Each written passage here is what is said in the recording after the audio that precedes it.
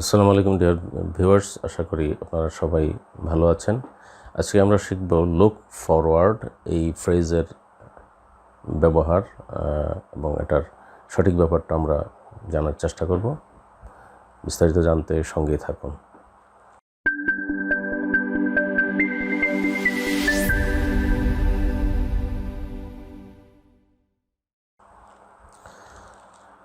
Look ফরওয়ার্ডের আমরা যখন একটা লিটারাল অর্থ আমরা দেখব, যে লিটারাল মিনিংটা হচ্ছে আনন্দদায়ক কোনো ভবিষ্যতের দিকে, অনাগত ভবিষ্যতের দিকে তাকিয়ে থাকা।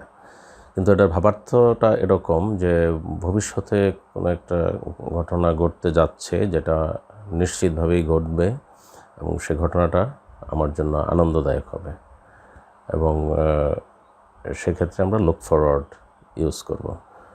ফর এক্সাম্পল,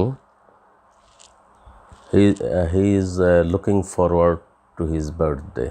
তার বার্থডে সামনে আসছে এবং সেখানে হয়তো কেক কাটা হবে, একটা পার্টি হবে এবং সেই মুহূর্তটা হবে আনন্দদায়ক। সেই জন্য শব্দটা ইউজ করছে যে he is looking forward to his birthday, বা I am looking forward to my birthday, বা সামথিং লাইক দ্যাট। বা আনন্দদায়ক কোনো ঘটনা যেটা নিশ্চিতভাবে ঘটবে এবং সেটা এনজয়েবল হবে, সেক্ষেত্রে লুক ফরওয়ার্ড ইউজ করব। লুক ফরওয়ার্ড এই ফ্রেজটা সাধারণত followed by two ...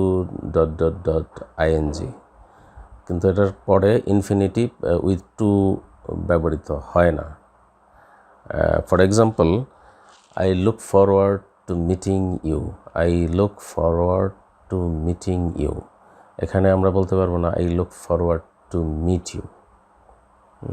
I look forward to meet you, এটা অ্যাপ্রোপ্রিয়েট হবে না। Another example, I look forward to hearing from you. এখানে বলা যাবে না I look forward to hear from you. Look ফরওয়ার্ডটা সাধারণত আমরা যেটা একটা কমন ফর্মুলা, একটা পত্রের শেষে আমরা যখন কোনো লেটার লিখি, সেই ক্ষেত্রে আমরা লুক ফরওয়ার্ড ফ্রেজটা আমরা সাধারণত ইউজ করি। এটা একটা কমন ফর্মুলা। তো এই ছিল লুক ফরওয়ার্ডের ব্যবহার, যেটা রিটেন এবং স্পোকেনে আমরা এই লুক ফরওয়ার্ডটা এভাবেই ইউজ করব। আশা করি আপনাদেরকে কিছুটা হলেও ধারণা দিতে পেরেছি। তো পরবর্তী ভিডিওতে আমন্ত্রণ জানিয়ে শেষ করছি। আল্লাহ হাফেজ, আসসালামু আলাইকুম।